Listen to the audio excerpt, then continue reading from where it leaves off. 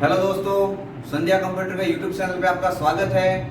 कल हमने computer classification के अंदर एक इसका टाइप पढ़ा था, जिसके अंदर हमने पढ़ा था कि स्टोरेज कैपेसिटी, साइज और परफॉर्मेंस के अकॉर्डिंग कंप्यूटर कितने प्रकार के होते हैं। हमने 4 भाग इसके पढ़े थे, जिसमें सुपर, माइक्रो, मेन फ्रेम और मिनी को पढ़ा था। लेकिन आज उसी क्लासिफिकेशन का सेकंड टॉपिक मैं आपके सामने लेके आया हूँ, जिसमें हम पढ़ेंगे ऑपरेटिंग सिद्धांतों के आधार पर कंप्यूटर कितने प्रकार के होते हैं। तो चलिए मैं वीडियो को स्टार्ट करता हूँ। देखिए, आपको याद रखना है कि आज का हमारा टॉपिक कंप्यूटर क्लासिफिकेशन का ही है, लेकिन इस टॉपिक के अंदर हम पढ़ रहे हैं आज मतलब ऑपरेटिंग सिद्धांतों के आधार पर कंप्यूटर के प्रकार। ठीक है, तो चलिए स्टार्ट करता हूं मैं।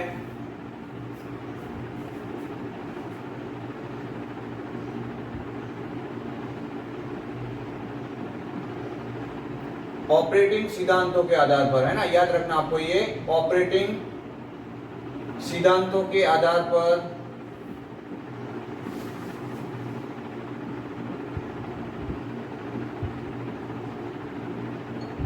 कंप्यूटर के प्रकार, है ना, ये आपको याद रखना है। मतलब कि आपको सीधा सा एग्जाम में पूछा जा सकता है कि ऑपरेटिंग सिद्धांतों के आधार पर हम कंप्यूटर को कितने भागों में बांटेंगे। तो आपको याद रखना है कि ऑपरेटिंग सिद्धांतों के आधार पर, ऑपरेटिंग सिद्धांतों के आधार पर हम कंप्यूटर को 3 अलग अलग भागों में देखेंगे। कल हमने साइज, परफॉर्मेंस और इसके मतलब इसकी स्टोरेज कैपेसिटी के अकॉर्डिंग कंप्यूटर को 4 भागों में बांटा था। लेकिन आज हम देख रहे हैं यहाँ पे ऑपरेटिंग सिद्धांतों के आधार पर कंप्यूटर को हम कितने भागों में बांटेंगे। तो आपको याद रखना है कि इसके अकॉर्डिंग हम कंप्यूटर को अलग अलग 3 भागों में बांट सकते हैं।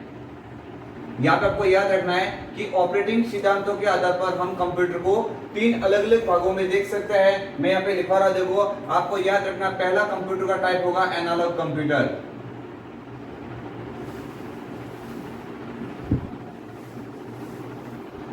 पहला कंप्यूटर का टाइप कौन सा होगा, देखो एनालॉग कंप्यूटर। ये आपको याद रखना है कि मतलब ऑपरेटिंग सिद्धांतों के आधार पर कंप्यूटर के मतलब इसकी प्रकार 3 टाइप से होते हैं। आपको याद रखना है यहाँ पे, इसमें पहला एनालॉग कंप्यूटर है, दूसरा होगा यहाँ पे डिजिटल कंप्यूटर,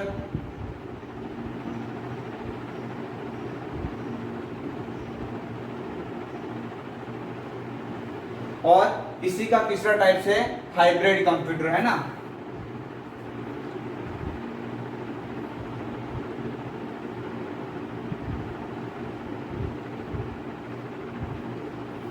वीडियो ये आपको काफी मदद करेगा एग्जाम में, इसलिए आपको ध्यान से थोड़ा देखना है कि ऑपरेटिंग सिद्धांतों के आधार पर हम कंप्यूटर को कितने भागों में बांट सकते हैं। तो आपको याद रखना है ऑपरेटिंग सिद्धांतों के आधार पर हम कंप्यूटर को 3 अलग अलग भागों में देखेंगे, जिसमें मैंने आपको लिखवा दिया है। पहला टाइप होगा एनालॉग कंप्यूटर, दूसरा टाइप होगा डिजिटल कंप्यूटर और तीसरा टाइप होगा हाइब्रिड कंप्यूटर।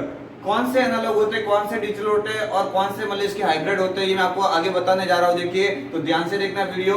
यहाँ पे आपको याद रखना है, यानी ऐसे कंप्यूटर जिनके कार्य करने का तरीका पूरा अलग अलग हो, ऐसे कंप्यूटर जिनके कार्य करने का सिद्धांत, कार्य करने का तरीका पूरा एकदम अलग हो, तो वो आपको याद रखना है। उन कंप्यूटर को हम इसकी यहाँ पे 3 अलग अलग टाइप से देख रहे हैं, analog computer, digital computer, hybrid computer. हमने जो आगे वाले वीडियो में पढ़ा था, साइज, परफॉर्मेंस और कैपेसिटी, स्टोरेज कैपेसिटी के अकॉर्डिंग 4 भाग बताए थे। लेकिन उसमें ये था कि उनकी स्टोरेज कैपेसिटी कम ज्यादा होती है, उनकी साइज छोटी बड़ी हो सकती है, लेकिन उनका काम लगभग थोड़ा बहुत मिलता जुलता था, तो उनका कार्य लगभग एक जैसा था। तो वो हमने आगे वीडियो में देख लिया। लेकिन आपको याद रखना है, मैंने तो जो टाइप्स बताया है, इनके सभी के कार्य करने के तरीके एकदम अलग अलग होते हैं, है ना। आपको याद रखना है, पहला इसके अंदर हम देख रहे हैं एनालॉग कंप्यूटर को। एनालॉग कंप्यूटर के अंदर देखना है आपको वे कंप्यूटर, है ना, मैं यहाँ पे आपको लिखा देता थोड़ा, वे कंप्यूटर जो किसी मापन प्रक्रिया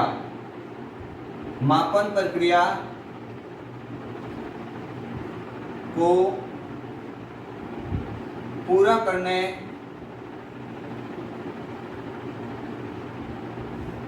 करने में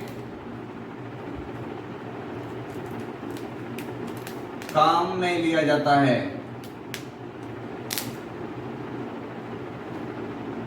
बहुत इंपॉर्टेंट क्वेश्चन आपको याद रखना है, वह कंप्यूटर जो किसी मापन प्रक्रिया को पूर्ण करने में या मापन प्रक्रिया को पूरा करने में मतलब इसका उपयोग किया जाता है, वे वाले सारे कंप्यूटर मतलब इसकी एनालॉग की श्रेणी में आएंगे।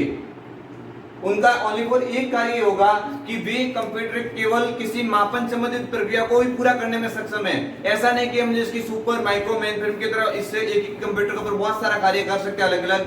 आपको याद रखना है कि इसके अंदर केवल एक ही कार्य होगा, वो है मापन संबंधित, है ना। आपको ओनली फॉर याद रखना कि ये पैरामीटर इसकी मेजरमेंट यूनिट इसको कह सकते हैं। आपको याद रखना है एनालॉग के अंदर इसके आपको याद रखना है कि ये केवल जैसे मापन संबंधित प्रक्रिया को पूरा करने के लिए काम में लिया जाता है। जैसे आप, मैं इसका उदाहरण दे देता हूँ। जैसे आप मान के चलिए कि आप मतलब इसके हॉस्पिटल में डॉक्टर के पास जाते हो, तो वहां पे मतलब इसकी आपका जो ब्लड प्रेशर है, ब्लड प्रेशर जो चेक किया जाता है, तो उस मशीन में आपका मतलब इसकी ब्लड प्रेशर कितना है, कम है, ज्यादा, जो जिस प्लेट में आपका ब्लड प्रेशर वहां पे शो होता है, तो वो जो प्लेट लगी होती है वो लगभग किसका उदाहरण है, वो एनालॉग कंप्यूटर का उदाहरण कहा जाएगा वहां पे, है ना। इसके अलावा आप मतलब इसकी आपको याद रखना है कि जैसे मान के चलिए कि आप जैसे कि भूकंप की तीव्रता चेक की जाती है, जो भूकंप की तीव्रता चेक करने वाला जो मशीन होता है उसके अंदर जो प्लेट लगी होती है वो भी किसका टाइप होगी, मतलब एनालॉग। यानी ऐसे कंप्यूटर डिवाइस, यानी ऐसे इलेक्ट्रॉनिक डिवाइस जिसके माध्यम से किसी मापन प्रक्रिया को पूरा मतलब इसकी कर लिया जाता है। तो आपको याद रखना है ऐसे मतलब इसकी यूनिट जो भी होंगे वो एनालॉग कंप्यूटर की श्रेणी में आएंगे, है ना। इसके अलावा आपको याद रखना है, नेक्स्ट हम बात करें अगर डिजिटल कंप्यूटर की, तो आपको याद रखना है डिजिटल कंप्यूटर। अगर हम बात करें डिजिटल कंप्यूटर की, तो आपको याद रखना है कि वे कंप्यूटर जो गणना करने में काम आता है, वे कंप्यूटर जो गणना करने में काम में आता है, तो आपको याद रखना है कि वो वाले सारे जो भी कंप्यूटर होंगे वो आपको याद रखना है डिजिटल कंप्यूटर कहलाएंगे। यानी वे कंप्यूटर डिवाइस या वे इलेक्ट्रॉनिक डिवाइस जिसका उपयोग किसी गणना को पूरा करने में काम में लिया जाता है, तो वे वाले कौन से कंप्यूटर कहलाएंगे, डिजिटल कंप्यूटर कहलाएंगे, है ना। आपको याद रखना है कि डिजिटल कंप्यूटर का उपयोग कहां पे आता है, जैसे कोई मतलब गणना करनी है, मान के चलिए आप मतलब इसकी जैसे कि जब वोटिंग डालते हो कोई इलेक्शन के, तो जो वोट की मतलब इसकी गणना करता है वो मशीन कौन सा होता है, ईवीएम होता है। तो ईवीएम का कार्य क्या होता है, वो मतलब इसकी एक गणना करता है ना। एक्चुअली इसके अलावा देखो आप मतलब इसकी पेट्रोल पंप पे जाते हो मतलब इसकी पेट्रोल डलवाने आपके बाइक के और भी कार के अंदर वगैरह, तो जो वहां पे मतलब जैसे कि वो प्लेट में शो होता है कि कितने लीटर मतलब इसकी पेट्रोल आया, कितने नहीं आया, तो वो जो भी मतलब इसकी प्लेट लगी होती है जो गणना का कार्य करती है, वो जो भी है मतलब आपको याद रखना है कौन सा कंप्यूटर कहलाएगा, वहां पे डिजिटल कंप्यूटर कहलाएगा। यानी ऐसे कंप्यूटर जहां पे मतलब इसकी किसी गणना संबंधित प्रक्रिया को पूरा किया जाता है। जैसे आप मान सकते हो, जैसे अपने कैलकुलेटर में जो प्लेट लगी होती है वो भी किस कंप्यूटर का उदाहरण माना जाएगी, डिजिटल कंप्यूटर का, है ना। ये आपको याद रखना, बहुत इंपॉर्टेंट क्वेश्चन बनता है। अब देखो इसके अलावा आपको याद रखना है हाइब्रिड कंप्यूटर की अगर बात करें, अगर बात हम हाइब्रिड कंप्यूटर की करें, तो आपको याद रखना है कि ये कंप्यूटर वह कंप्यूटर है जो एनालॉग और डिजिटल टाइप्स के दोनों का कार्य करने में सक्षम है। यानी एक ही डिवाइस के द्वारा मतलब इसकी दोनों का कार्य होता है। तो आपको याद रखना है कि मतलब इसकी हाइब्रिड कंप्यूटर होता है वो गणना भी कर सकता है और मापन प्रक्रिया को भी पूरा करने में सक्षम है। यानी एक ही डिवाइस के द्वारा मतलब इसके दोनों कार्य होते हैं, इन दोनों का मिला जुला रूप ही होता है। तो इसलिए आपको याद रखना है कि इसमें एनालॉग प्लस डिजिटल,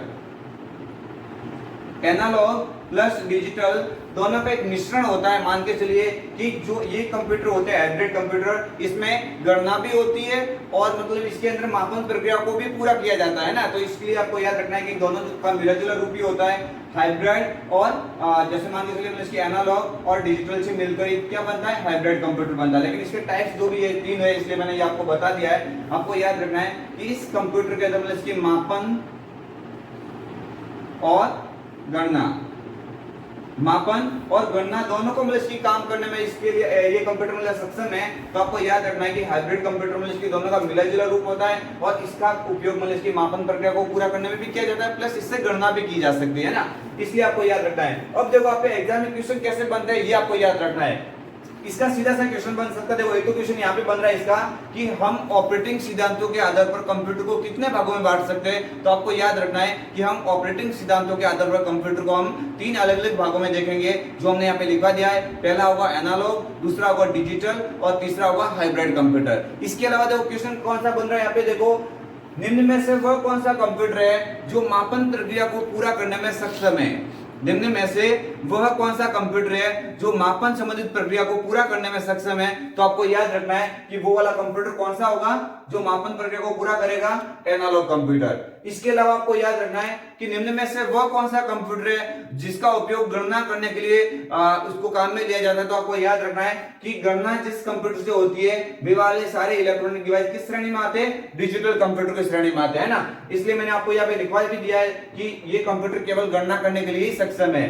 अब देखो तीसरा यहाँ पे मतलब सीधा सा क्वेश्चन बन सकता है कि निम्न में से वह कौन सा कंप्यूटर है, निम्न में से वह कौन सा कंप्यूटर है जो मापन प्रक्रिया और गणना दोनों को करने में सक्षम है। तो आपको याद रखना है कि वहां पे ए पे आपको ये ऑप्शन दे दिया, बी पे ये दे दिया, सी पे ये दे दिया और डी पे मतलब इसके उपरोक्त में से कोई नहीं, ऐसा कोई भी ऑब्जेक्ट आपके सामने दे सकते हैं। तो आपको याद रखना है कि जो दोनों को कार्य करने में सक्षम है वो वाला हाइब्रिड कंप्यूटर कहलाएगा। ठीक है, ये जो आज मैंने टॉपिक जो बनाया है ये कंप्यूटर क्लासिफिकेशन का ही है, लेकिन किसके अकॉर्डिंग? ऑपरेटिंग सिद्धांतों के अकॉर्डिंग, है ना। जैसे मान के चलिए जो एनालॉग में मापन प्रक्रिया होती है वो डिजिटल में नहीं हो सकती, जो डिजिटल में गणना होती है वो एनालॉग में नहीं हो सकती, लेकिन इनका दोनों का कॉम्बो एक मिलके जो कंप्यूटर डिवाइस बनाया गया, जो इलेक्ट्रॉनिक डिवाइस बनाया गया वो हाइब्रिड कंप्यूटर है। इसलिए आपको याद रखना है कि ये सभी डिवाइस एक जैसे दिखाई देते हैं, जैसे जिसकी साइज छोटी बड़ी हो सकती है, लेकिन आपको याद रखना है इनके सभी कंप्यूटर के कार्य करने का पूरा तरीके अलग अलग होता है। इसलिए इन कंप्यूटर को ऑपरेटिंग सिद्धांतों के अनुसार बांटा गया है ना, ये आपको याद रखना है। देखिए तो इस वीडियो में मैं यहाँ तक ये रखता हूँ। इस वीडियो में और भी आपके रिलेटेड कोई डाउट हो तो आप वीडियो कमेंट बॉक्स में टाइप करके लिख सकते हैं। मैं मेरे हिसाब से इसको और भी आपको अच्छे से समझाना चाहूंगा। अगर आप इसकी कोई क्वेश्चन लेके आएंगे तो आपको इसकी यहाँ पे मैं वीडियो में इसकी यहाँ पे देखो बताने जा रहा हूँ। ये वीडियो में यहाँ पे एंड कर दे, इस टॉपिक के अंदर इसकी इतने क्वेश्चन बनते हैं। ये वीडियो आपको किसी भी कंपटीशन एग्जाम के लिए मदद करेगा। तो चलिए मैं यहाँ पे वीडियो को इसकी स्टॉप करता हूँ। Thank you for watching my channel.